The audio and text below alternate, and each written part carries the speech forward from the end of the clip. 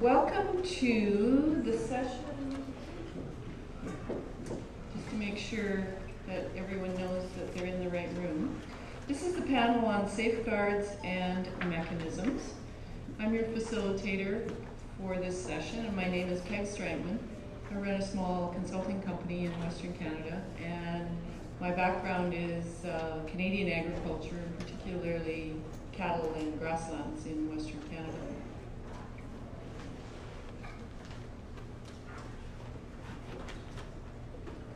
So I'm very pleased to introduce the keynote speaker for this panel, Ms. Marianne Grieg. I'll just say Gran. We were discussing pronunciations, and I'm so very Western Canadian in my language. Marianne is with the International Institute for Environment and Development. She's the principal economist, Sustainable Markets Group, team leader, market failure. Marianne has over 30 years experience in the economics of environment and development and leads the IIED's work in the economics of ecosystem services. Before joining IIED in 1994, she worked as a government economist in Mexico and Papua New Guinea for a total of 8 years, and also worked for a major environmental consultancy. At IIED, Marianne has worked on numerous research projects on the economic aspects of natural resource management and ecosystem services in Latin America, Africa, and Asia, including valuation of forest resources, assessments of payments for ecosystem services, and estimation of the costs of avoiding deforestation for the Stern Review and the Eli Ash Review. Marianne was a coordinating chapter author for the chapter on forests in UNEP's Green Economy Report. Current work focuses on poverty and sustainable development impacts of the REDD+ design options in Brazil, Vietnam, Ghana, Tanzania, and Uganda. Tools for assessing social impacts of biodiversity policy instruments and the development of a pro-poor payments for ecosystem services scheme in Uganda. Welcome, Marianne.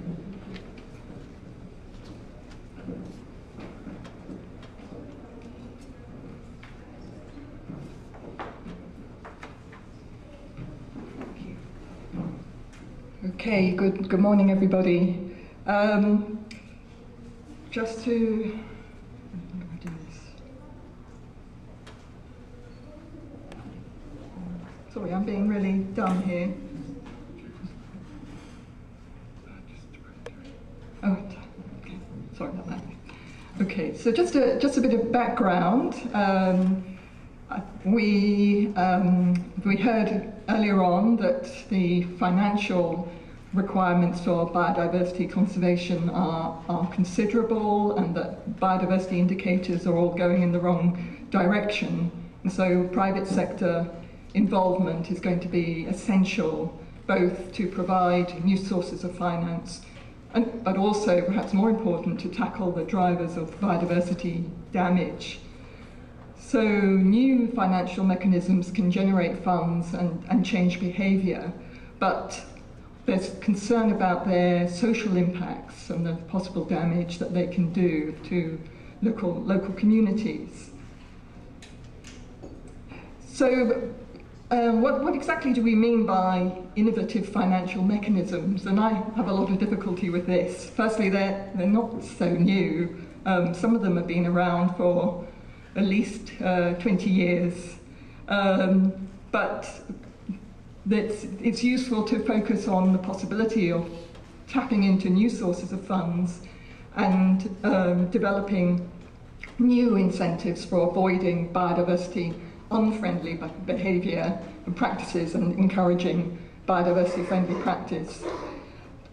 The main types that I think are most relevant to business, and there were others that were mentioned earlier this morning, I think are green markets, or markets for green products that are certified, payments for environmental services, or payments for ecosystem services, RED Plus, and biodiversity offsets. And I'm going to say a bit about each of these, and then talk about some of the social risks that all of these could give rise to, and then say a bit about what could be done about them, and give some examples of where people have tried to tackle them. This isn't going to be comprehensive. It's based on what I know about, and primarily from developing countries. But I hope that perhaps between us, the panel will sort of cover all aspects. So starting with markets for green products. So I see these as being essentially about certification, products that have been produced sustainably and that meet agreed standards for best practice. So a typical example is the system for timber, the Forest Stewardship Council and the PEFC. FSC started in the early 90s, so it's been around for a while. Agriculture, there's a number of schemes that encourage best practice. Some more focused on biodiversity than others, like the Rainforest Alliance. And then the commodity roundtables is a fairly new development, trying to get away from the niche of certification and into the mainstream. So tackling commodities like palm oil, soy, sugar, cotton. And the incentive for taking this up is supposed to be that products that are certified will enjoy a price premium or will be able to access markets more easily. Whether that's true in practice is a matter of debate, and there's been much research and varies by product. The market's growing rapidly, but it's still small, except for the case of coffee, which, according to Giovannucci, accounted for 8% of global demand in 2009. To give another example from this new development of the commodity roundtables, certified soy more than doubled in volume between 2011 and 2012, but still only represented 0.4% of world production. So there's a lot further to go with this. Payments for environmental services, there are lots of definitions which give different amounts of emphasis to the issue of conditionality in markets. I see it as a sort of simple definition, just a scheme where land or resource managers are paid for or rewarded for conserving or enhancing ecosystem services by the beneficiaries of those improved ecosystem services directly or by government on their behalf. And that's an important point to add, because up to now the largest schemes are run by governments, even though the initial idea was that this would be an opportunity for business and to be the buyer of ecosystem services. But having said that, there is a lot of private sector involvement in different ways, running small local schemes directly, for example, a water using company in the Philippines, in Mount Canlaon, or running schemes alongside a national scheme. There are a number of these in Costa Rica, or contributing to a trust fund along with other public and private water users. And there's a case in Ecuador, FONAG. Then Red Plus, which I have great difficulty now in defining. It started off being considered as a multi-level PES scheme, then an international PES scheme with government-to-government transfers for national RED programs, which would involve a variety of activities. And then, as perhaps the prospects of the amounts of money to come forward have perhaps diminished, it's become a whole mix of approaches that's rather hard to define. But the role of business in RED Plus, there is, as buyers of RED carbon credits, both in the voluntary market and the compliance, but also through driving improved practice through the supply chain, for example, through moratoriums on deforestation. And this then starts to link back to the green markets for green products. So RED is becoming a bit a mix of all the other mechanisms. And then biodiversity offsets. So this is defined by the Business and Biodiversity Offsets Programme as measurable conservation outcomes resulting from actions designed to compensate for significant residual adverse biodiversity impacts arising from project development and persisting after appropriate prevention and mitigation have been taken. So the emphasis here is that it's something you do as a last resort after you've taken all other steps to avoid damage to biodiversity. The role of business in that will primarily undertaking voluntary offsets, and here the extractive industries and infrastructure developments are important here, and there are a number of pilot projects working in the BBOP program. And last year, a requirement of the IFC performance standards was to do a biodiversity offset, and aligns quite well with the BBOP approach. And so this is a big going to be a big driver of the demand or the coverage of biodiversity offsets. And then in a few cases, there's regulatory requirements for offsets or compensating actions that are important drivers. So why be concerned about the social impact of these innovative financial mechanisms? And there's an important ethical reason: social justice. But biodiversity conservation should not be at the expense of poor and marginalised communities. And I think that always has to be remain clear. But there are instrumental reasons which maybe make it facilitate meeting those social justice concerns, because experience shows that biodiversity conservation is more likely to work with any kind of intervention if local communities benefit and are not harmed. So it's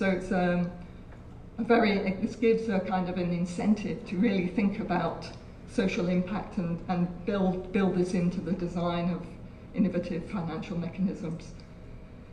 What sort of risks are we talking about? And in the literature and sort of the documents, the campaigns of NGOs, some of these are all the main ones that have come out are loss of access to land and resources, because, and this is particularly in the developing world, because so much of the land is under customary tenure. It's not clearly defined, and often forests and natural areas are formally owned by government, and communities have long-standing customary rights, but that can be easily trampled on when a good opportunity comes up.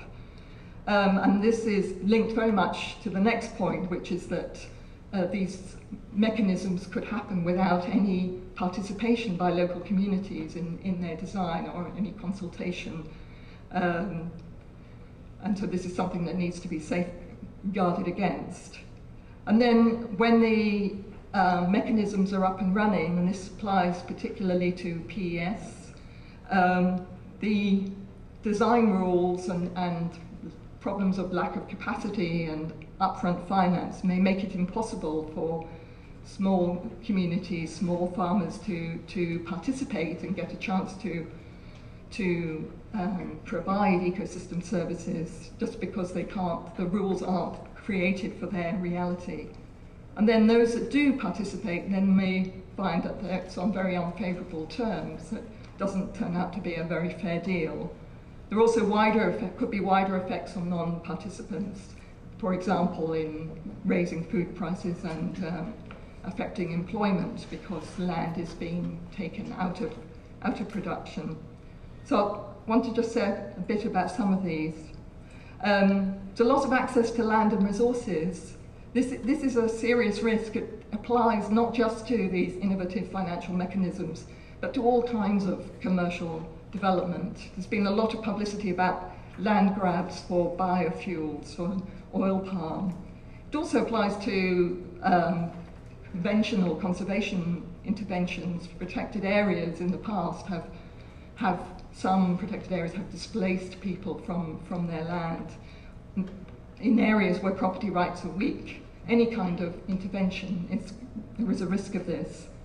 And the sort of implications is that a serious operator of an innovative financial mechanism or a serious company wanting to get involved is just going to avoid areas where there is informal land tenure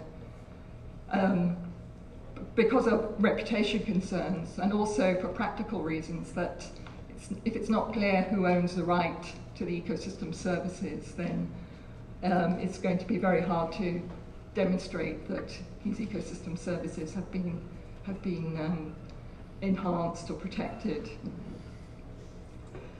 So what can be done? The ideal is to strengthen the rights before the innovative financial mechanism is introduced, but this raises large questions about governance, and this may not be practical. So some smaller PES schemes have gone ahead because they realise they can't wait until a problem that's been around for 20 years, 30 years is resolved. And so they find other ways to recognise informal tenure, primarily through local recognition. And in some PES schemes, this can actually lead to making people's rights stronger, but it's not clear whether if they were scaling up, whether this would still work. Probably not. And consultation and participation is key, and so here the question of free, prior and informed consent, FPIC, is very important, because this is sort of one safeguard in international law that provides some protection for people with weak property rights. Just an example of a PES scheme trying to get around lack of tenure, of formal tenure. So the diagram, the large size of the blue part shows that most of the forest owners are customary owners. And yet this PES scheme was trying to get as many forest owners into the scheme as possible, because they were trying to connect a corridor with forest that's important for chimpanzees. So they took the approach of training community members to take on the role of community monitor and to map the forest land of the various forest owners. And then the local parish council chairman provided verification that the land really did belong to the farmer. So this worked quite well in most cases, but there were some problems when owners suddenly reappeared. But generally it worked in most cases. Then there's this issue of lack of participation in the design. What's being done about this is that most of the standards that are emerging for RED+, for FSC certification, for biodiversity offsets, require participation and free, prior, informed consent, whether explicitly or implicitly. So the VBOC principles have one on stakeholder participation, really emphasising that the effective participation of stakeholders needs to be ensured in any decision making about biodiversity offsets. And here's an example of participation in practice. This is the Bolsa Floresta PES scheme in Brazil, where the community, or a lot of effort is made to involve the community in decisions about how the scheme is designed and what they should spend the community component of the payment on. and in quite a difficult logistic area, because these are small riverside communities in the state of Amazonas, where all can be very remote. And so ensuring participation is not easy. Then problems of being excluded from the scheme through questions about the rules. And so here are just some examples. So one that's often raised is the requirement for additionality often can penalise communities who've looked after their forest, and this is particularly relevant to indigenous communities who are increasingly being recognised as being the best guardians of the forest in some countries. So in Brazil there's been discussion about paying for forest stocks as well as for flows of deforestation, or reducing deforestation, or carbon stocks and reducing emissions. Then there's a question, some schemes have a minimum size limit. So if that's set at 50 hectares, then it's going to exclude small farmers. In this Uganda scheme I mentioned, it was set very small, no minimum. There's also questions of high transaction costs for applicants, and the standardised land management rules. So in Costa Rica, it was several years before they introduced agroforestry as something that would qualify for payment. Just this example from Uganda again. So over half of the forest owners had less than 1.5 hectares, and less than a quarter had more than 3 hectares. So it just gives an idea of how difficult that can be, and of course it can raise the costs of the scheme. Then there's the issue of how do you ensure that people participating get a fair deal. It's a challenge to demonstrate fairness in the contracts. And there's been a lot of debate in PES about this, and different criteria put forward, how payments compare to opportunity costs, how payments compare to income, how participants perceive them. And much of the research indicates that actually the payments are quite low compared to opportunity costs, but even so, people want to join the schemes. Not everywhere, but certainly in Costa Rica and Mexico, it's been shown that they do. But of course comparison is complicated by variations in land quality, which affects opportunity costs, and legal restrictions on land use. If it's illegal to deforest, then how does that affect your opportunity cost? If you were to apply the law and enforce the law, it could be that the opportunity cost is 0. But then the issue is, well, is that legal restriction legitimate and fair anyway? One way of tackling this is to uphold equity in principles and standards. So BBOP, again, has a principle on equity. Biodiversity offset should be implemented in an equitable manner, sharing among stakeholders rights, responsibilities, risks and rewards associated with the project, and offset in a fair and balanced way. But of course, digging down and working out what this should look like in practice is very challenging. There's, as well as guidance on the standard, BBOP offers some guidance on examining costs and benefits to local stakeholders, and which tries to recognise that offsets could actually lead to costs for communities in the offset area, and that this needs to be recognised. I was the main author of this handbook, and in writing this I realised what seemed like a very nice and simple idea, do a biodiversity offset, was actually incredibly complicated in practice when you thought about how to work out costs and benefits. And then it's not just about how much cash people want, it's sort of what form they want to be paid in, whether it could be in support to community projects, and then would like to run the scheme, and so it's important to understand what the preferences are. This is an example from a community forest management project in Uganda, which is going to be a RED pilot project. It's run by the Trees for Global Benefit organisation. So there was focus group discussions on the types of payment format people wanted and why they wanted those, really open-ended, to try and not lead them in a certain direction, but to really open up the options.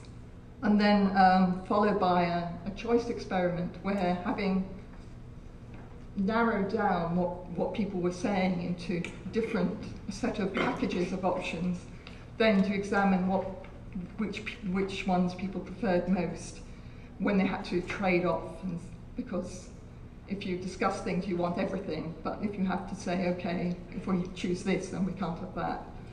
So the group discussion, then the members of the groups, these discussion groups, were asked to choose between options and put a vote in a sort of secret ballot kind of way.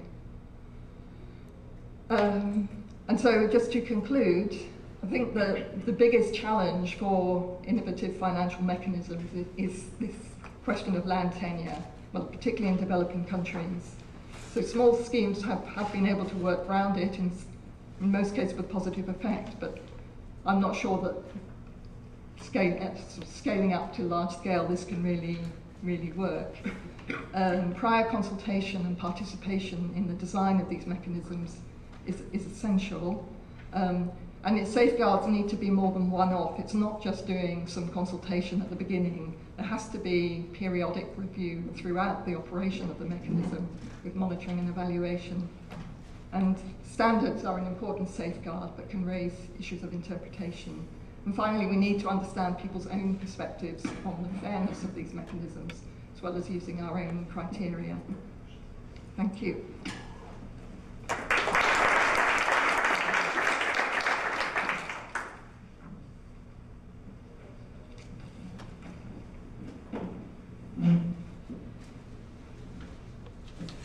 So I will now introduce the panelists.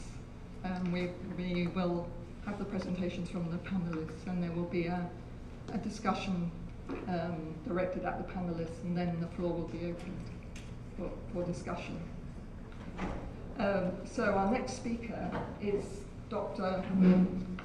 Claudia Ituarte Lima, who is an international environmental law officer at the Stockholm Resilience Centre in Sweden.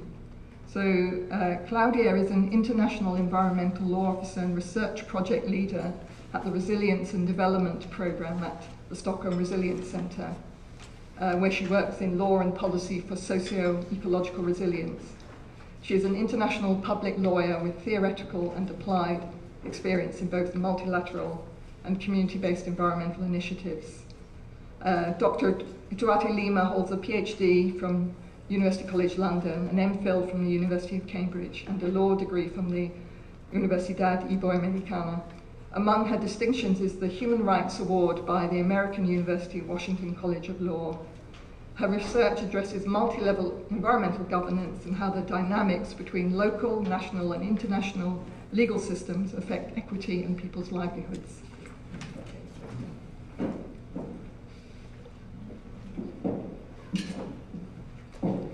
Hello, everybody. I'd like to start by thanking the organizers for the invitation. It's a pleasure to be with you here. The topic today is safeguards and biodiversity financing mechanisms.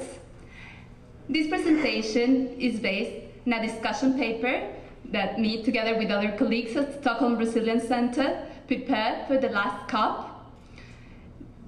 The last conference of the parties has requested the CVD Secretariat to further develop this discussion paper with comments from parties and other stakeholders, and has also requested a technical meeting to do a recommendation for the consideration of the next conference of the parties.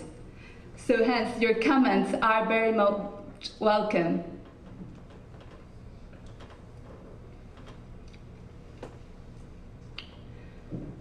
So biodiversity financing mechanisms, well, as mentioned, they include both public and private, established and new forms. That's what we're calling biodiversity financing mechanisms. And it's in the CBD strategy for resource mobilization 2008-2015 that mentions this goal 4, that by innovative and new financing mechanisms should be further developed. And we find that the later discussion has had elements of convergence and divergence. And actually, safeguard has emerged as one of the key elements to find these elements of convergence and addressing the challenges, the equity challenges that we have started to hear. And safeguards, well, we're thinking about safeguards as those measures to minimize negative impacts and maximize positive impacts, both in people's livelihoods and biodiversity. And then, well, a good point of departure in terms of areas of convergence, it's already existing laws and policies. And here, in order to think more concretely of how do we go about, it's useful to divide and to understand safeguards in terms of substantive safeguards, those measures to define key rights and duties, such as land tenure, property rights, and those procedural safeguards that help us actually operationalize these rights and duties. So we have developed some possible guiding principles and key elements. I won't have time to go through all of them, but in the discussion paper they are further developed. And we have biodiversity values, especially local values, including resilience and insurance values, should be recognized from the design till the implementation. And here we see that it's much about substantive safeguards. People's rights, responsibilities to resource and livelihoods, done in a fair and equitable manner, and with the free, prior, and informed consent in interventions that are likely to have impacts in their livelihoods. Local-driven processes that take into account national and international laws and policies. And the third one, which is more of a prerequisite for all safeguards to function and also the principles to be implemented, that it's governance, institutional frameworks, and accountability. And here's more about how do we go about procedural safeguards. So payment for ecosystem services. If we're thinking about concrete safeguards, and especially when the private sector is involved, we think about contracts, contractual law. Well, what do we put in the provisions? Well, one very concrete is provisions regarding access to, for example, their medicinal plants, right to health. Procedural, well, the free, prior, and informed consent of individual and collectives associated with those rights and responsibilities, knowing the terms and conditions under which they are agreeing. Environmental fiscal reform. Well, if biodiversity is considered as public interest in the law, the government also has a more clear mandate to help reduce these perverse incentives, such as avoiding subsidies to unsustainable practices. And we have that certain biodiversity mechanisms can be linked in practice, for example, in Ecuador. A tax on fossil fuels and on plastic bottles is serving to finance a program called Sociobosque that supports and compensates communities for their conservation efforts and also aims to reduce poverty. Biodiversity offsets, as I already mentioned, the mitigation strategy. This mitigation strategy that actually incorporates local values for indigenous and local communities, for example. and then the approval and rejection of whether a biodiversity offset should take place. It's done with participatory assessments, and here we already have, for example, guidance under the CBD that takes into account the potential environmental, social, and cultural. Market for green products, the synergies between biodiversity criteria and fair trade. And we have, for example, the Community Climate and Biodiversity Alliance certification scheme that it's already certifying carbon credits in the voluntary market, but also looking at this biodiversity and social considerations. And we have international development assistance that, although it's not mentioned as one of the innovative financing mechanisms, it can give seed money. For example, it has done that in terms of payment for ecosystem services, and also provide lessons learned, both, for example, considering gender considerations associated to land titling, which is a substantive safeguard, and also procedural safeguards such as transparency.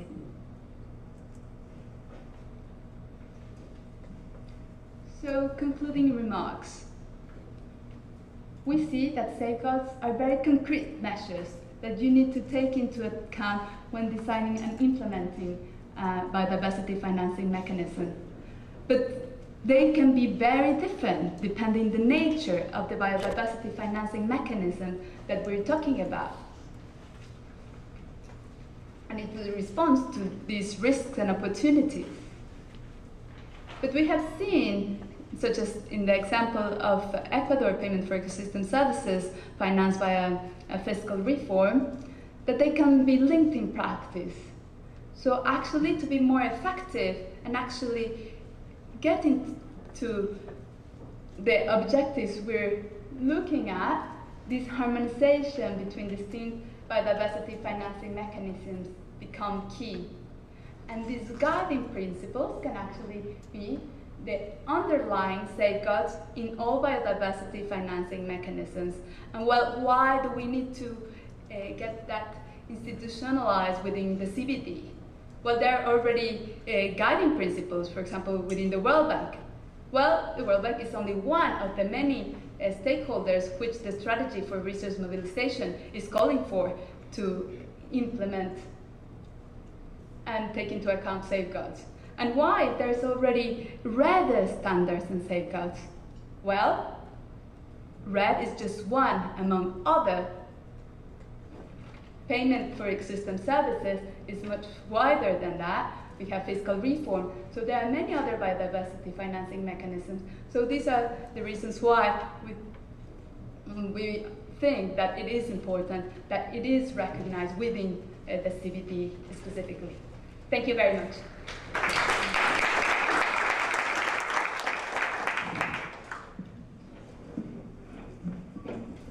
This one. Okay. Our next speaker is Dr. Maria Yolanda Terán Maigua, who is a representative of Andes Chichansuyo.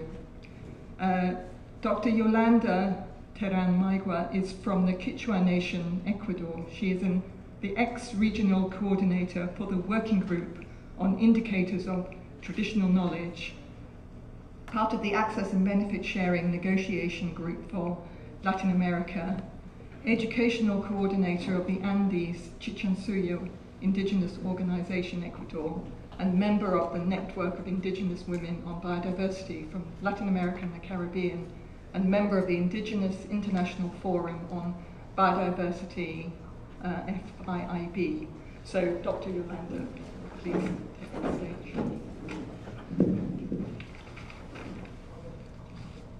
Ali Punja, Taitakuna, Mamakuna. Good morning, brothers and sisters. I really would like to initiate this presentation giving my thanks to the coordinators, to the organizers. I believe that I am the only one as an indigenous person here in this meeting, so it's a great challenge for me because before coming here, before accepting this invitation, I have to get the advice from my elders if I should come or not, and what kind of message I should be giving to all of you. As you know, for us, the indigenous peoples, is so complicated and it's very critical to go and think in the same way that the Western thinking is. Sometimes we need to deal with painful issues because our reality is different. What we said here is nothing compared what is happening in the land, in the fields. So I really hoping to pass the message that my elders asked me to do. So I was asked to speak about the safeguards, but before doing that, it's important for us, for all of us, to remember that the Mother Earth is called for us and recognized as the Pachamama. She is alive, she is sacred, she's giving different things to us, and the most important thing is we need to know that everything is related, everything is interconnected, that within the Pachamama there are seen and unseen beings, saying that I'm speaking about sacred and secret knowledge also. And for us, as indigenous peoples, the Pachamama is fundamental because on her we develop our life and also we develop our culture.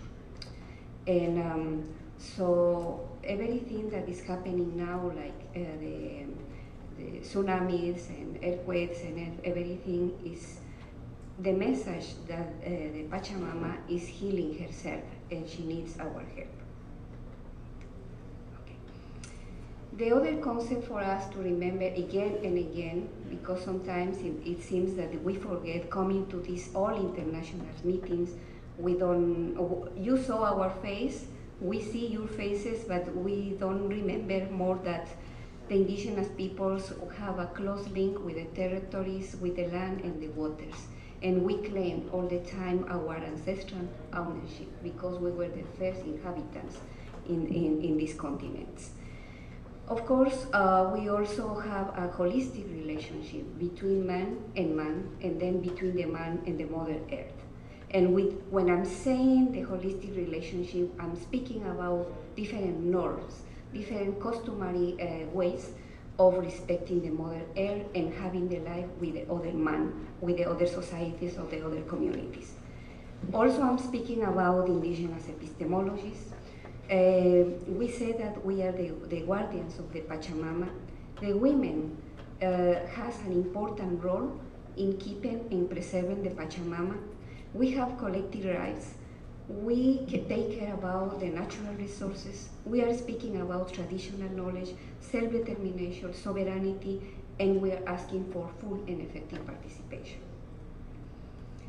I'm not going to go ahead about this slide, already was touched by the previous presenters, but I want to say, as an educator, I have been giving several workshops in Latin America and listening and hearing carefully my people. As the keynote speaker, she was saying there are risks, social risks. Well, here I have some.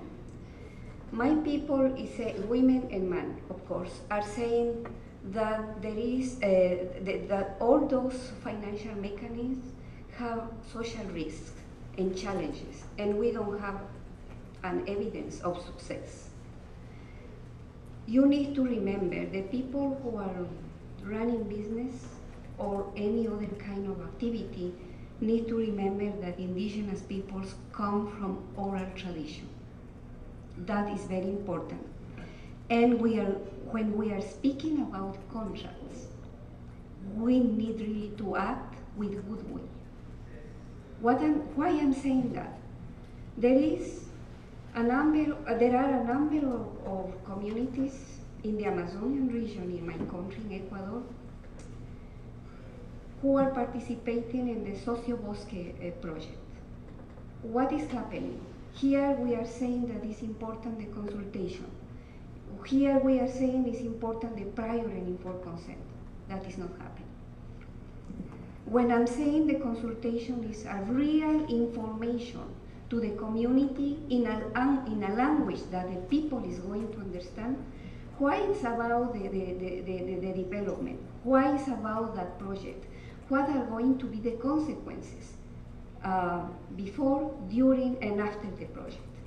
My people needs to understand exactly what is the meaning of that the mechanism.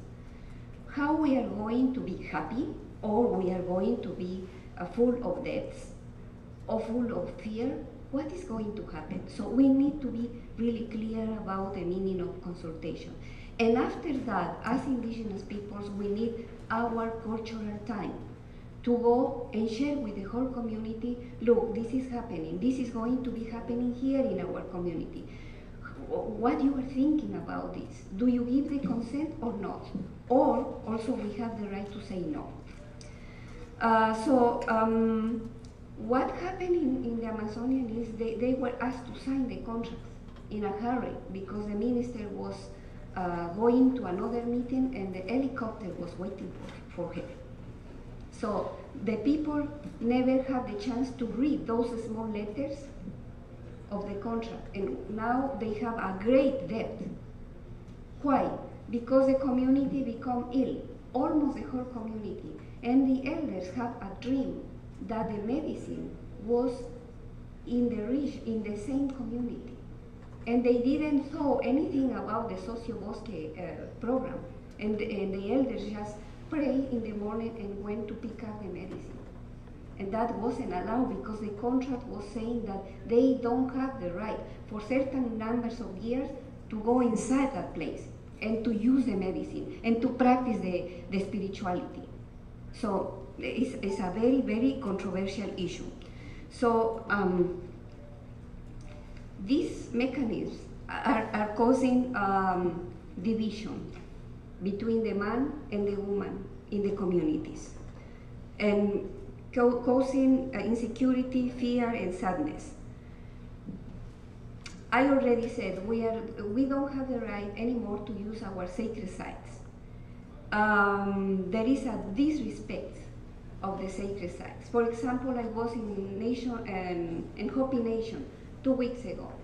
They didn't read also the contract. And the mining company is destroying the tombs. They don't care about the human remains, and those are sacred for us. So I believe that my time is running, so just I want to say that we need really, as Dr. Ituarte Lima said, the safeguard needs to be a concrete measure. What we are going to do this and how we are going to stop this violence of our human rights. And of course, what I'm asking as an indigenous woman is really to have respect for the prior and informed consent. I repeat, in our languages, with our methodologies, the Human Rights Declaration from the United Nations is asking for that also.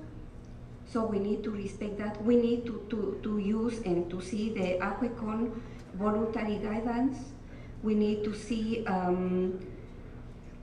the different principles that we have in our customary law also, to see the principles of the program of work of the Article 8G, the Article 10C, and other relevant programs.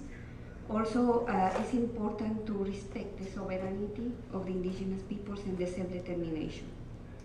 And we are also asking for an equitable benefit sharing. We need to have clear policies. We need really to have a transparent policies. If they are not in place, we need to work side by side together, because we need to save the human beings and also we need to save the Mother Earth. We cannot say one day, oh, we have indigenous peoples in isolation. In the following day or in the same day in the afternoon, we cannot say, oh, there are no people living in the jungle. We need really to define our policies. If we are going to preserve and conserve the mother nature, or we are going to destroy it without caring about the life. In the case of Ecuador, the Constitution has even rights to protect the Mother Earth, together with the Constitution from Bolivia. And so, what just I'm asking for the people, the states who are involving in business and biodiversity, that we need to remember that the Earth is a mother for us. We need to take care of it. Already we are seeing how much damage, how many bad things are happening to our life and to our Mother Earth. So this is a collective compromise for all of us to take care of us and for her. And here I have some thoughts from my elders. Just they are saying, why is it so difficult to respect the Mother Earth? Why we don't think that the Mother Earth is here for the benefit of all of us? So with this, I would like to thank again. I know that it's a kind of different message, but this is what is happening, especially in Latin America, with the communities. We need clear policies, we need respect, we need to be informed clearly what is going to happen. Thank you very much.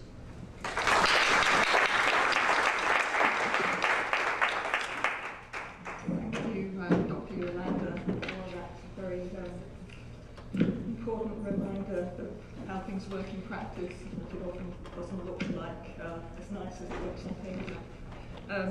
Our next speaker is, and I'm going to have to apologize for not pronouncing your name right, Mr. Aurelien Gangol, environmental economist from the research department of the group Caisse de dépôt at the Mission Économie de la Biodiversité.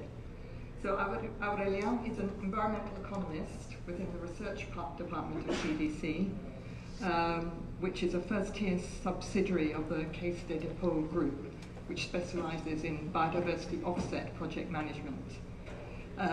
Based in Paris, his current research areas include the building and promotion of nature-based solutions that create synergies between economy and ecology, as well as the challenges of innovative financial mechanisms for biodiversity conservation. He studied at the University of Virginia in the US and holds an MSc in Development and Environmental Economics from the International Development Research and Studies Center in France. He has work experience in the development and conservation arenas both in developed and developing countries. He's previously worked and provided policy analysis, program evaluation and economic evaluation of ecosystem services for organizations including the French Development Agency in Guadeloupe, the French Marine Protected Areas Agency in France, as well as various conservation NGOs in Jamaica and Switzerland. Okay, the floor is yours.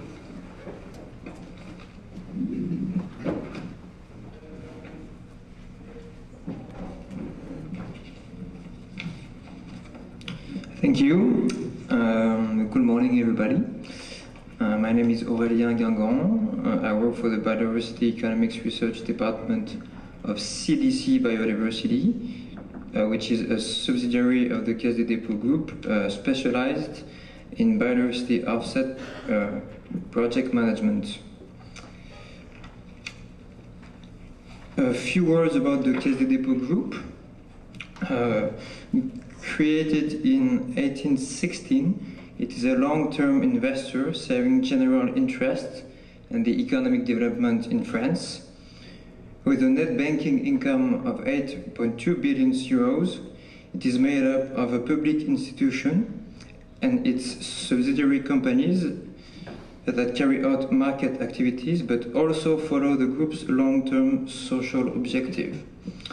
The CDC group has been a pioneer in sustainable development issues, especially in climate change mitigation, and more recently in biodiversity conservation with the creation of CDC Biodiversity, the first biodiversity offset operator in France. Let me begin by stressing that there's indeed a clear gap at the global level between existing finance flows for biodiversity conservation and the current estimated funding needs. However, in a world of complex relationships between human societies and nature, we think that this gap can be bridged by the mobilization of appropriate nature-based solutions, including biodiversity financing mechanisms. Today, I'd like to share with you our experience and vision on two of these mechanisms, namely biodiversity offsets and payments for ecosystem services. These two instruments are, in our view, truly complementary. The Caisse des Dépôts group currently either conceptualizes or implements these two instruments at the national level in France. For those of you who are not familiar with the concept of biodiversity offsets, as Bebop says it, there are measurable conservation outcomes resulting from actions designed to compensate for residual impacts on biodiversity arising from project development. We at CDC Biodiversity think that offsets, if correctly implemented, can minimize biodiversity degradation while mobilizing additional financial resources for nature conservation. Our approach to biodiversity offsets combines expertise in ecology, finance, and land management. First, we work directly at the request of project developers on a case-by-case basis to help them design and size their offset requirements or to oversee their offset implementation. Our main project so far has been the A65 highway in southern France, which consists in restoring 1,400 hectares of natural and species habitats. Secondly, we are conducting a pilot project in partnership with the Ministry of Ecology and local stakeholders to create the first habitat banking scheme in Europe. That project aims at building what we call a natural asset reserve, and the idea behind this is to provide developers with the possibility of buying biodiversity credits from already restored ecosystems in order for them to engage in positive biodiversity action or to meet their offset requirements. Let me now bring your attention on three main enabling conditions or safeguards that, in our view, truly ensure the socio-economic and environmental effectiveness of the biodiversity offset instrument. First, the effective implementation of the full mitigation process is essential. Project developers must first avoid impacting biodiversity, then reduce the impacts which could not be avoided, and finally offset the residual impacts of their projects. As a result, offsets have to be viewed as the last component of a three-step process. Secondly, the ecological equivalence principle is of crucial importance. Indeed, offsetting means carrying out a biodiversity action that generates a gain at least ecologically equivalent to the residual loss. In other words, project implementation has to be associated with a no net loss of biodiversity. Third, offset implementation has to be grounded in local realities, in close cooperation with local stakeholders, such as nature conservation organizations, public authorities, and communities. We think that participation of local stakeholders is essential to design and conduct efficient monitoring and evaluation, and to act as a reminder for the additionality and the permanence of offsets. Another nature-based solution I'd like to briefly talk about is payment for ecosystem services, PES, which we are working on at the moment within our biodiversity economics research department. We view PES as contractual agreements between users of ecosystem services and land managers, such agreements being subject to the condition that they maintain or restore a predefined ecosystem service in exchange for payment. The conventional view of PES is usually associated with the idea that they are top-down economic instruments which should integrate ecosystem services into markets. However, we are convinced that this view does not provide the right framework for practitioners in the field. We think that in the context of high complexity of ecological and institutional dynamics, PES should rather seek to provide locally grounded incentives for collective action in order to achieve socio-ecological sustainability. In that context, I'd like to quickly point out 3 possible safeguards for PES implementation. First, like offsets, the point of departure of PES has to remain ecological and science-based.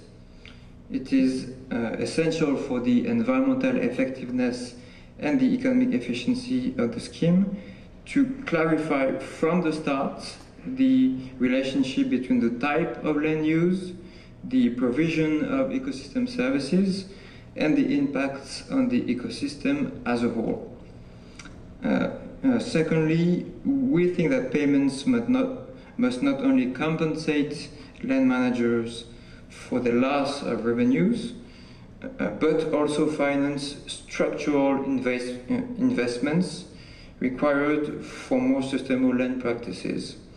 In other words, we think that asset-building PES are more effective than user-restricting PES.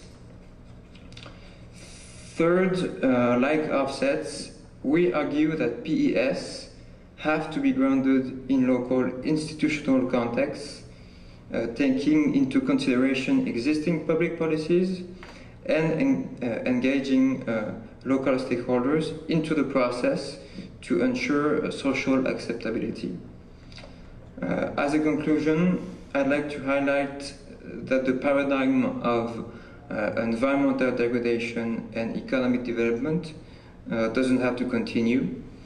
The right use of nature-based solutions, such as biodiversity offsets or PES, could indeed act as a catalyst for change towards biodiversity conservation. And all they need is a set of enabling conditions that drive them towards their objective. And we think that businesses, as agents of change and innovation, have a clear role to play in that mission. Thank you for your attention.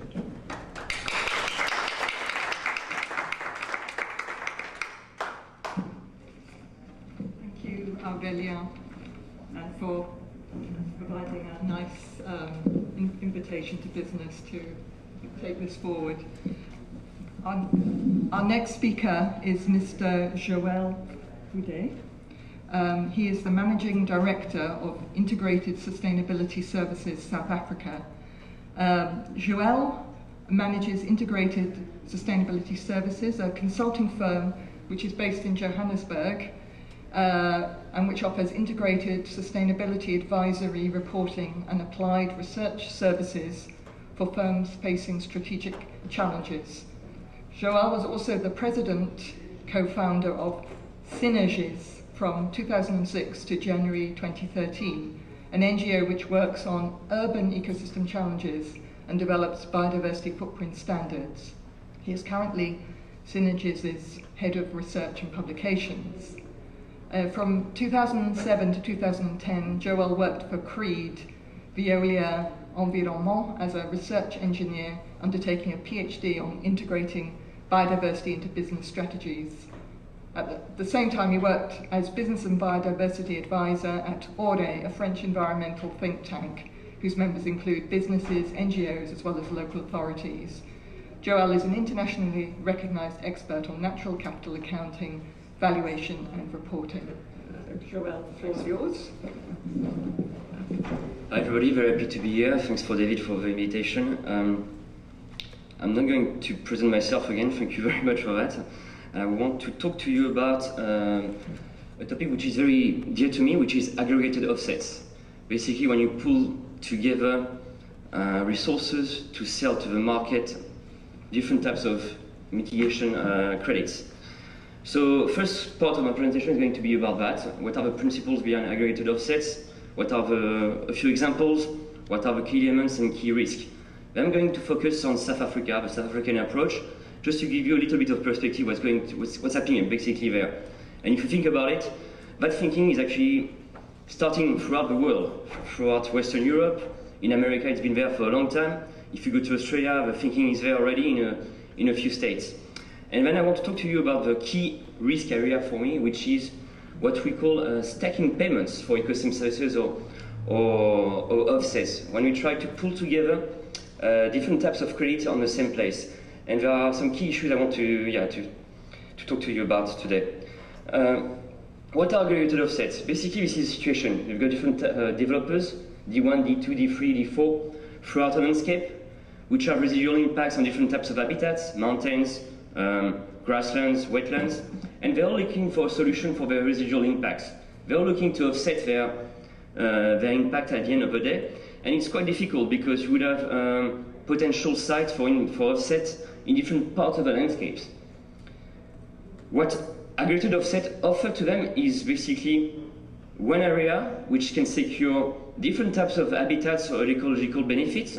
For instance, in that case, it includes mountain areas, wetlands, lowland plains, and basically, in that specific situation, you could actually sell to all the different types of developers their different credits for different types of impacts, wetland impacts, biodiversity impacts, whatever it is. So that's basically the concept behind aggregated offsets. You pull together resources to sell to the market different suites of offset solutions depending on what the market is looking for. And basically, there are different names for those aggregated offsets. You've got mitigation banks, conservation banks, habitat banks, species banks. It all depends on the local context and the local legislation. But at the end of the day, such banks can be managed by a public institution or by a private company such as CDC in France. Just a little bit of background of what's happening in the US. I don't want to spend time on this, but basically, aggregated offsets have been there for a long time. It involves a lot of people, lots of money, and it's moving forward a lot. Just want to give you a couple of examples. That's a nice one. Lots of people have talked about it. That fox species lives in a few valleys of California. There are lots of property development there, especially in grassland areas. But individual developers don't have the means to actually do an offset that is meaningful for the species. When you think about it, on the right-hand side, they impacted 7 hectares of habitats for that species. If they would have to buy an equivalent type of habitat, that is not meaningful for the survival of that species. So what happened is, well, people developed a bank on the top left corner of the side there for about 333 acres, and that's basically an aggregated offset. These guys have got the resources and the means to manage the place for the species in the long term, and they sell individual credits to property developers. And they provide a service for the entire community regarding that specific species. Another example is the one involving France, in the south of France. The interesting part about this one is that they restored habitats for different species. So you're talking about actual net positive impact overall. You're trying to restore all the different habitat components to secure the long-term survival of specific sets of species. And it's actually costing a lot of money. Hopefully these are the right amounts, we can talk about it. But that's an interesting product as well. So why aggregated offset? Well, there are many reasons for that. The two main points is that when you've got lots of small-scale development happening, people don't have the means and the resources to actually do proper offsets. You need to pull together resources, that's one thing. The other one is, it's a lack of skills and a lot of transaction cost. If you expect companies at an individual level to find solutions, most of the time you would find that those offsets will basically fail. Don't want to spend too much time on this. What are the alleged benefits of mitigation banks, of agricultural offsets? There's an opportunity to secure large-scale conservation benefits. That's one of the things that people tend to push. You can look at the landscape level and find solutions to conserve a wide array of biodiversity outcomes. You can also think strategically. If you've got a well-thought national or regional biodiversity conservation plan, you can place your agricultural offset in a strategic manner so that it fits that conservation target. You can also try to, well, basically another aspect of it is you can actually demonstrate net positive impact through restoration, which people don't think about often. And there's also the avoidance on temporal loss of habitats. Because agricultural offsets are secured before the project starts, there's not going to be any temporal loss of species or habitats. It's already protected there. From an administrative perspective, there are many different benefits. Reduction of transaction cost. There's a lot of potential efficiency gains in terms of administration control costs from a perspective of state as well. What are the essential elements of aggregated offsets? Just a couple of points. Long-term control of property is key. Long-term legal agreements. There's a key aspect is also it's supposed to be science-based management. It's supposed to be adequately funded. There are lots of elements that you need to look at to make it work. And again, I don't want to spend too much time on this. That's from BBOP. You need to look at what is actually still appropriate as an offset. You can't just do offset anything. It needs to be like for like or like for better. You need to have to look at your actual implementation in terms of responsibilities, in terms of financial assurance, in terms of monitoring, enforcement. Basically, each point in itself can be one reason for the failure of agricultural offsets. But you need to bear all of those in mind when you try to secure them. Just to conclude about the general specifics of, the general aspect of aggregate offsets, where these have tended to fail along these lines. First key aspect is additionality. Do these aggregate offsets give actual benefits to nature conservation? Well, if you look at the studies available for the US, we can see in terms of wetland offset has been actually an actual decrease in the quality of wetlands overall because of different challenges in terms of setting up and designing those aggregated wetland banks. There's also a key risk in terms of equity. People actually are grabbing land to actually do offsets without actually looking at the community impact of those offsets. There's also a big risk in terms of financial failure. If an offset manager doesn't have a means to actually manage the site for over the next 50 years, you can have a big risk there. So that's just a few elements. Let's talk quickly about South Africa. Right now, there are provincial guidelines for biodiversity offset in a couple of regions, and there's a national policy which is going to come out soon, hopefully. Kirvan and I could talk about it maybe later on. Sure. But that's basically what's happening. Individual developers are being asked to find individual solutions in the landscape. And it's challenging, especially if you're a small miner or if you're a small company. And what's even more challenging for them is that people are already starting to talk about other types of offsets, air quality, water quality offset, heritage offset, carbon offset. That's all under the discussions. So, and why is that? So it's because you've got regulation requirements for companies to basically to make sure they don't have extra, how can I say that, burden on society in terms of water quality, pollution, and in terms of air quality aspect as well. And the key challenge that we see is that there are very little areas left for actual proper offset as well. If you think about what are the key areas for water production, for air quality aspect, if you look at the country as a whole, you can see that there are very limited areas left. And what we're seeing actually happening is the following. We're starting to see people thinking about a simple area, one single area, as an aggregated offset that tries to sell different types of credits. Water quality credits, carbon offset credits, biodiversity credits at the same time. And the reason for that is that, well, that's an easy way to make money. That's what we call stacking payment for ecosystem services or credits. And that's what people are starting to think about that. And I want to finish my discussion about the risk of that. What are stacking payments for ecosystem services? Well, it's basically multiple payments on the same site. It can be voluntary, or it can be linked to actual mitigation credits. And it's different from what we call bundling ecosystem services. Bundling is actually very different. It's when you've got one site that delivers many different outcomes for biological ecosystem services, but you just got one payment. When we talk about stacking, we're talking about different payments in space and time. But different types of stacking possible. Horizontal stacking, you've got one piece of property and you sell water credits there, you sell carbon credits there, you sell biodiversity credits there.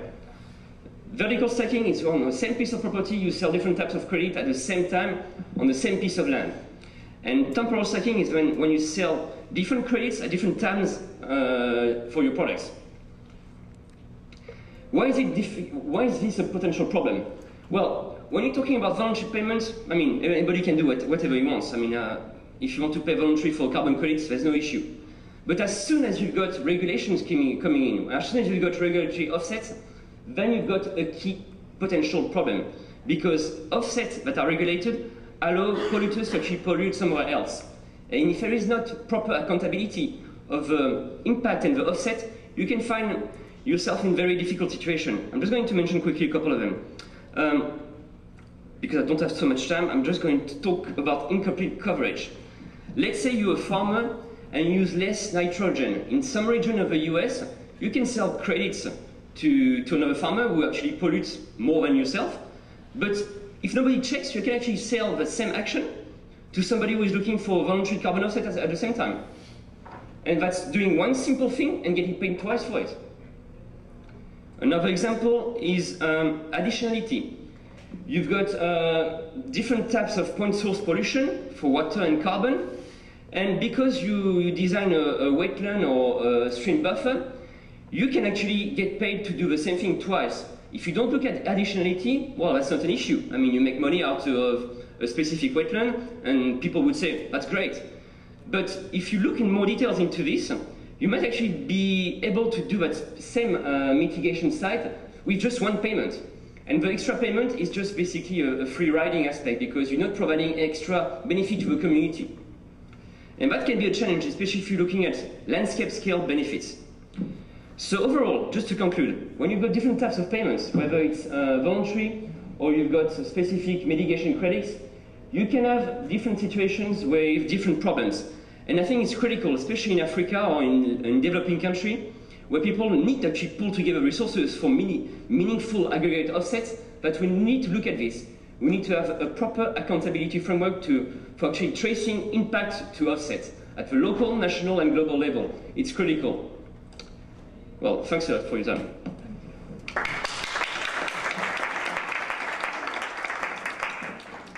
Thank you, Joel. So another concept to get our heads around, aggregated offsets. I've been instructed that we should have a brief discussion amongst the members of the panel on specific questions, and then we open up to the floor. We're going on till 1 o'clock, I believe. So what I felt came out of all these discussions was the question of relationships with the local communities and the role of free, prior and informed consent. And we heard a very, rather saddening example of how FPIC isn't working in practice. It's from Dr. Yolanda. So my question to the panel is FPIC an important safeguard, and can it be made to work? Is the case we heard about in Ecuador, is that just one bad example, but that in other places it does provide a good safeguard, and it's how it's applied that matters? So, do you want to start?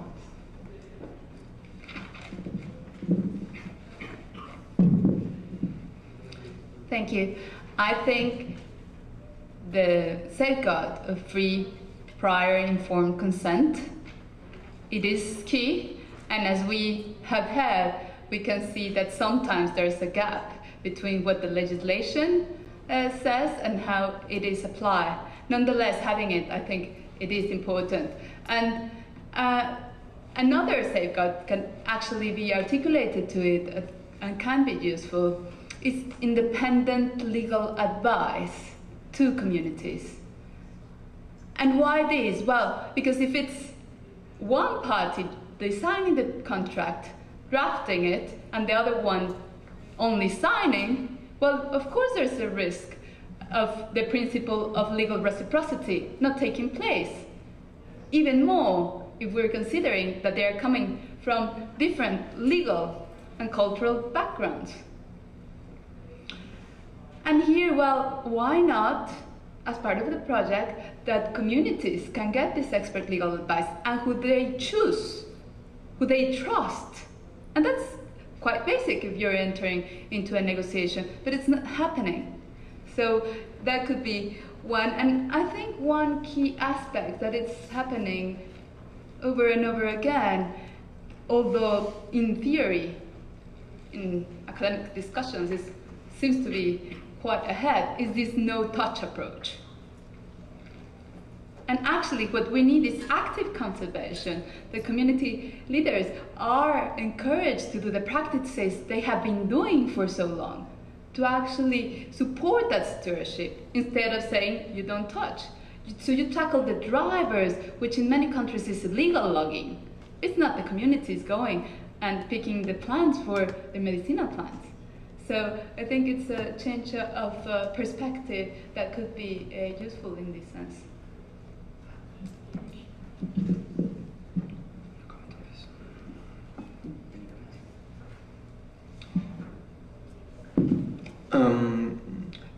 I just would like to say that on that subject, I didn't have the time to go over it in my speech, but in our projects, actually, local stakeholders can be responsible for the implementation of the offset measures.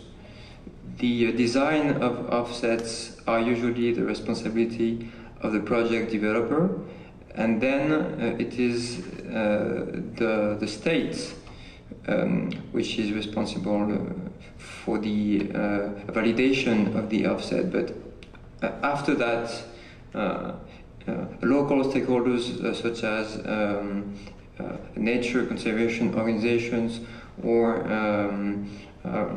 protected areas agencies can be actually in charge of the implementation of the offset. So it's a good way to make sure there's an equity in the process.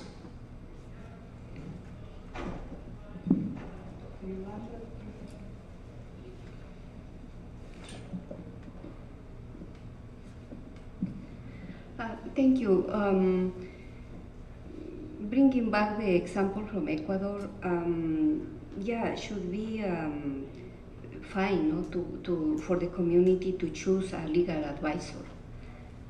But also we have problems, no? We have very few lawyers who would like to work with indigenous peoples and also understanding the issue of biodiversity and business, no?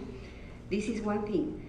The other issue is whenever the contract is going to be signed, according to the protocol, I mean the Western protocol, the state protocol, we are not told in advance or he or she is coming to do this. So we are not prepared for that. No, and so, for example, in this case, in the Amazonian region, the women, the indigenous women, were the ones who take the lead, really, to solve this problem. Because, you know, imagine how much, the amount of dollars that the state said you are owing to the state because you went to take the plants. So the women were crying, and finally one of them, she was following a course of human rights. And it happens that she started to study also the ILO Convention, and she decided to prepare other women in the community, and they went to Quito, to the capital, to speak with the minister and said, look, we didn't know what the contract was saying. Look, this is more letters, so we didn't have time even to read them. So now we need to have an agreement, a peaceful agreement. And then there's still now they are trying to see what is going to be the agreement, but for now, at least the elders stop crying and the women are still working more and more and getting more knowledge about how to break this kind of risks and to prepare the community. So this is why I was saying very briefly in my presentation, for us it's so important the process of information, of consultation. As here also you said, that it's important to engage the local stakeholders, but I'm saying a real engage, no? Just not to go and choose this, or the president of the community, or the treasurer of the, no, we need to engage. And also we need to be careful about the cultural implications, no? In some communities, for example, in the Amazonian, still we have been working to have the women speaking with their voice. You know, so still now we have communities that they say, for example, no, business is not for women. No, of course it's for us, because we are the ones who are taking care of the family, of the community, and also the Mother Earth.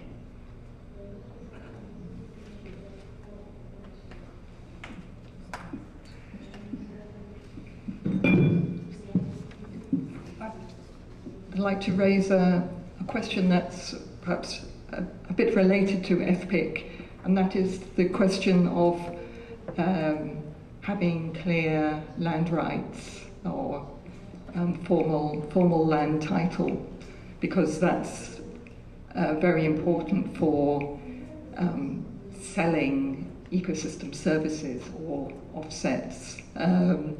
So I would like to hear from the panel on whether they think it's possible to proceed with these financial mechanisms, be they payments for environmental services or offsets, when the land tenure is informal and there isn't a formal piece of paper that will say that this person owns this bit of land and so can sell ecosystem services or can offer their land up as part of an aggregated offset. Does it rule out proceeding with these innovative mechanisms, or are there ways of proceeding based on simpler ways of recognizing land tenure? So I don't know if anyone wants to comment on that. Okay. Tenure is a big issue. Obviously, it will depend on the country in which you operate. For instance, I work a lot in Africa. When I work in South Africa, usually things are pretty clear. Who owns the land? It can be communal, it can be private. But because the land system is pretty clear, you can find ways to actually develop your offset, which could be accessible by everybody. As soon as you move north into Africa, for instance, I was recently in Uganda, you're also dealing with mining, for instance, but you will have artisanal miners operating in the landscape, people coming out from different parts of the country or outside of Uganda. And that's where things get messy, because the different licensing requirements basically are not being followed up by all the stakeholders in charge or in place. And in that specific context, if you want to find innovative solutions, you're actually trying to address all the governance structures of the regions at the same time. And that's very challenging, both for business and both for conservation communities.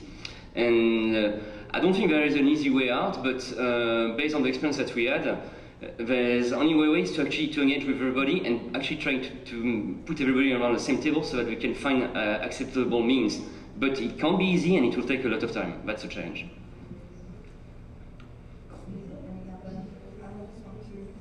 Comment on that question?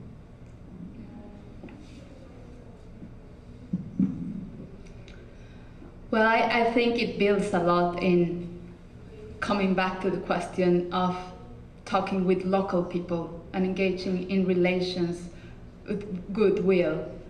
And here, we're thinking about, when we're talking about land ownership, it's important to think about the legal concept of property as a bundle of rights and obligations. And there are many bundles of this right.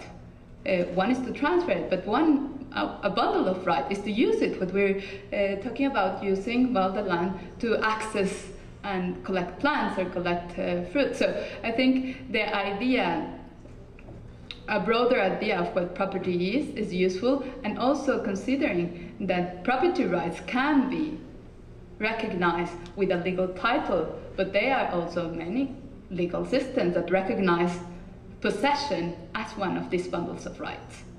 So, and then excluding everybody if they want to engage in a scheme.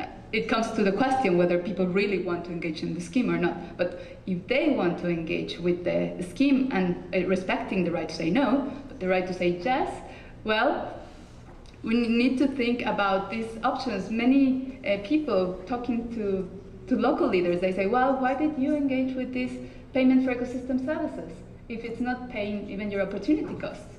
Well, because it ensures and reinforces my property rights. No? So I think seeing all the pros and cons in an integral way can make us not find overall solutions, but really case-to-case based solutions.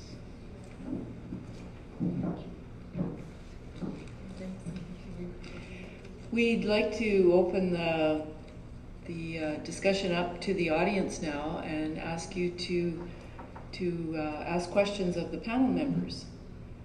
So I knew that there would be questions. Thank you, sir. Good afternoon. Thank you for this discussion. This question probably will sound a little crass, or perhaps it just goes to my general ignorance. But I guess one question that I had, which seems only to have been partially answered by some of you, is so where's the money going to come from? Because a few of you, like you, ma'am, mentioned that perhaps in Ecuador you've got a carbon tax and a tax on plastic bottles. Some of you alluded to the possibility of financing through IFIs, international financial institutions, maybe governments, but of course many governments in the world already have massive obligations on their books and probably won't want to take this on. So in other words, what I heard were interesting ideas to ensure that there's consultation, interesting ideas for potentially creating a bundle that could be potentially attractive to some kind of investors, but overall I'm still a little mystified as to where money will come from to support various forms of offsets or payment for environmental services, or is it going to be just a situation of catch as catch can, depending on the country, depending on the region, depending on the locality, where you're going to get the money to fund all of these mechanisms? Thank you. Interesting, important question. It will depend on every country and everybody's own legislation. But just to give you an example, when we talk about regulatory offset, it's basically required by the legislation. If you're in Australia, if you're in South Africa, if you're in actually quite a few countries in the world, you are obliged by law to offset your residual impact. So that's where the money comes in. The developer needs to pay for it, in any case. Where things get a bit more difficult is when you talk about voluntary payments beyond and above the law. And what's even more difficult is that depending on the jurisdiction, that line can change. For instance, in South Africa, in 2015, we're going to probably have monetary offset for carbon. The law is going to force us to pay for it. But it's not yet there. But there's I'm sure Kieran can talk about that maybe, but that's the point. When you talk about offset, depending on what is the currency you're looking at, it can be monetary or it can be voluntary, and the line can shift. Do we have comments from any of the other panel members?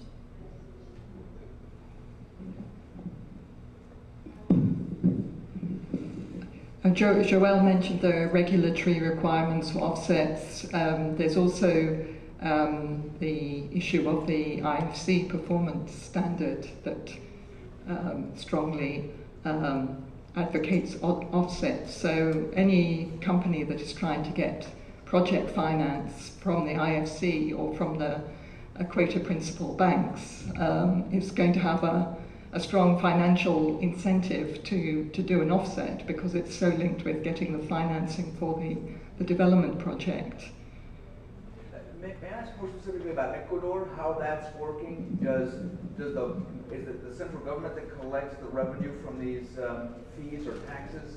And if so, are they actually distributing the money in an effective way for any of these offsets for PES in Ecuador? Do you feel that it's working pretty well there?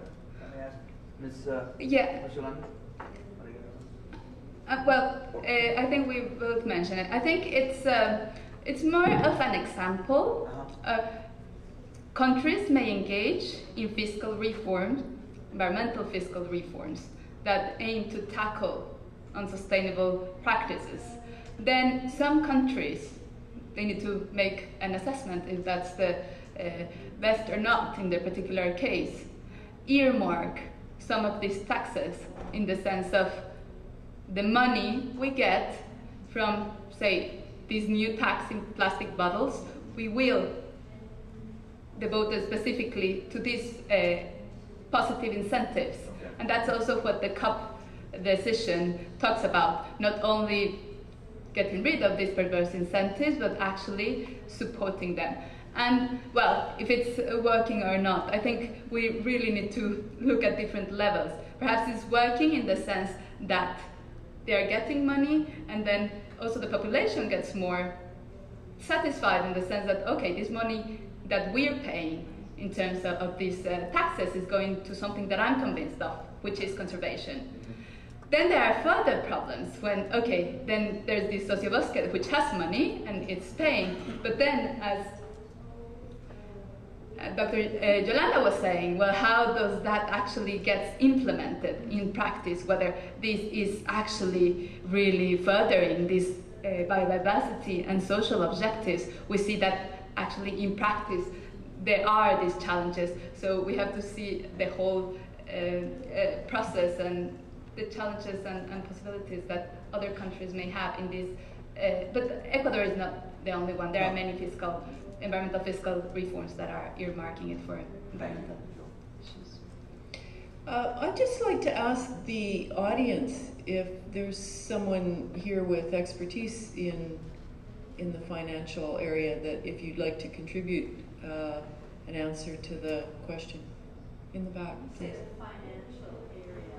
I mean, I'm with the International Finance Corporation. So when you say, because I do have a question as well, but when you say financial area, do you mean investors? In private sector investors?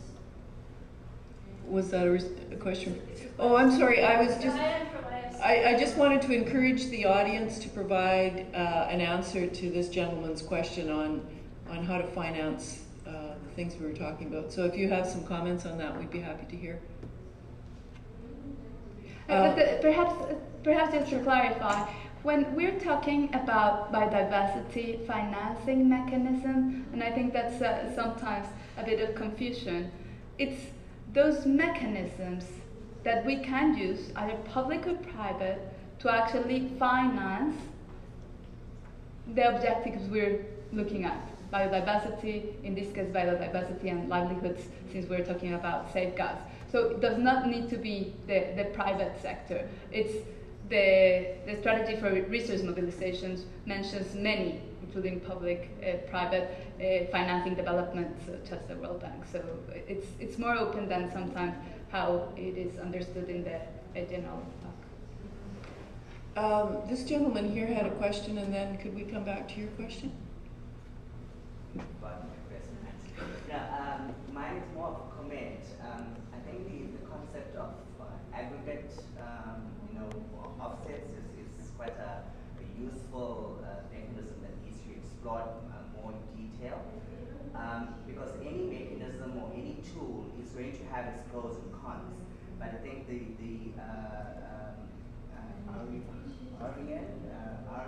Ariel from France, he mentioned that offsets and PES are complementary mechanisms. And just like in South Africa, what we're looking at is a bundle of investments, kind of a portfolio of investments in terms of complementary mechanisms like your offsets, your PES, your stewardship in terms of land reform. So your stewardship mechanisms actually support PES as well as payment for ecosystem services. So I think you should actually look at the core benefits of other mechanisms and not just focus too much on the risks associated with it. I think the risks are important, but we tend to be a bit too difficult on ourselves. These are innovative financial mechanisms, and that's just it. It's innovative, and I think we need to explore the aggregate co-benefits for biodiversity. Comments from the panel? Fully agree with you. No comments.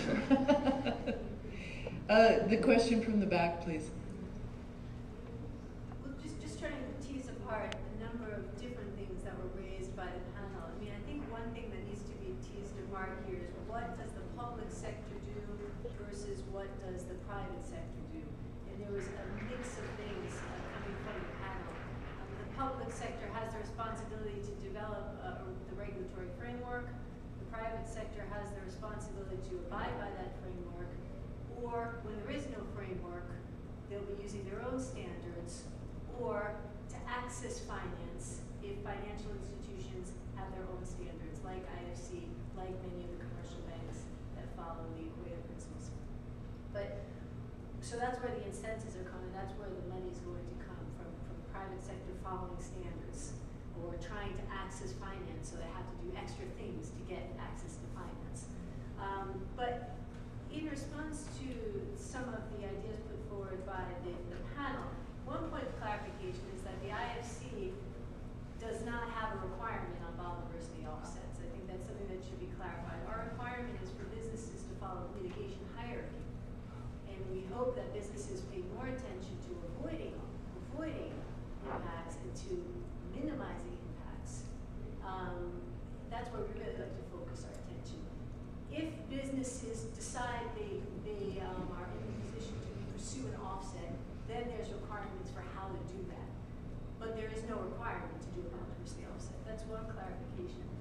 The other thing just to mention is I think one thing that needs to be appreciated here is many of the mechanisms that the panel put forth, there's a completely different implementation for how that's done in areas with regulatory environment and how that's done in areas with a very weak regulatory framework, like in most other countries in Africa, sub-Saharan Africa, Southeast Asia, where there is very weak regulatory frameworks. What we see from IFC is that companies are actually going above and way beyond host country government's requirements and are penalized for doing that. And that's one thing that needs to be understood and made very clear to the Secretary of the Convention of Biological Diversity, is that companies that want to follow international good practices, that almost always means they're going beyond the regulatory environment of that host country. And that host country does not like companies doing that. They want them to do business by our regulations, done deal, fast, quick. We don't want to deal with offsets. We don't want to deal with FPIC. We don't have land rights. And what we're saying in our basic ESIA framework is enough for that company. Don't bother us with all of these extra requirements. So I think that's something that needs to be appreciated here. Host country governments have the responsibility to have a stronger regulatory framework in which businesses could actually do some of this stuff. A lot of them right now cannot because the countries they're working in. Thank you. Those very interesting comments. I think we have time for one quick question or comment from the audience. The lady at the back, please. Thanks. I guess I'm just curious. One of the question of like for like or like for better, from an ecological point of view, I think is something that we're from Canada, something that we think a lot about in terms of the extent to which even the ecological science or the understanding of ecosystem services and the types of services that a particular sort of piece of a particular area may provide is sometimes hard to accurately assess. And often that to do an offset, it's a very unique habitat or very, very place-based sort of specific area that could be considered equivalent in terms of the species or that it's providing habitat for example. So just wondering about how that's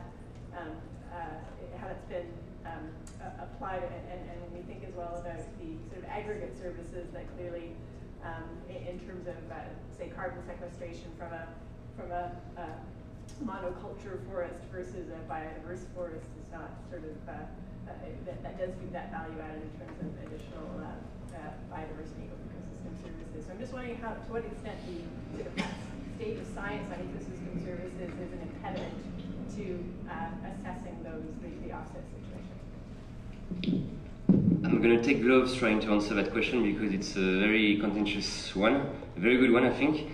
Metrics is the key. To understand whether you've got no net loss, you need to be able to use the right metrics to compare impacts with offsets.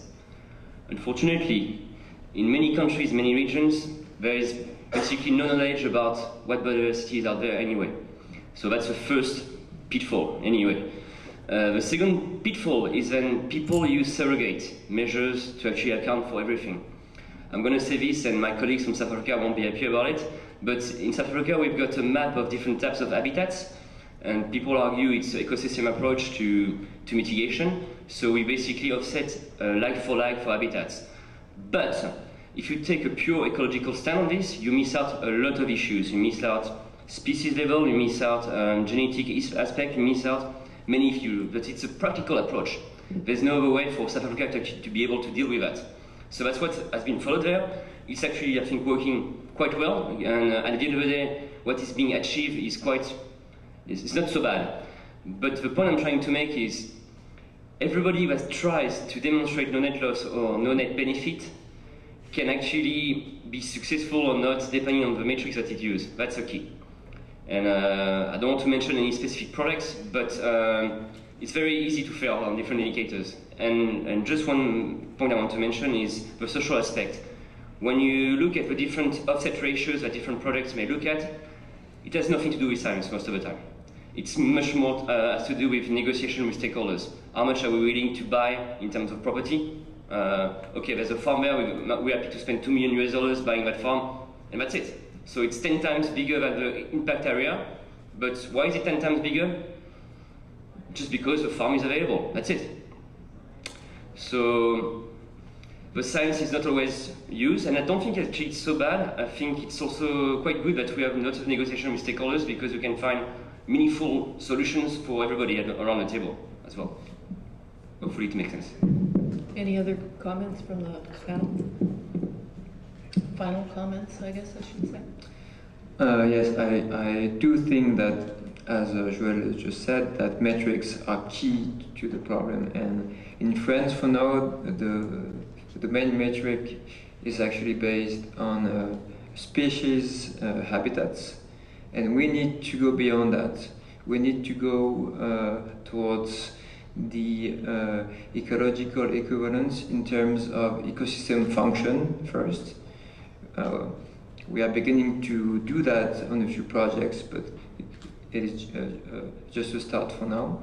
And we also need to integrate the socio-economic dimension into the process, and not necessarily into the equivalence principle, but into the process anyway.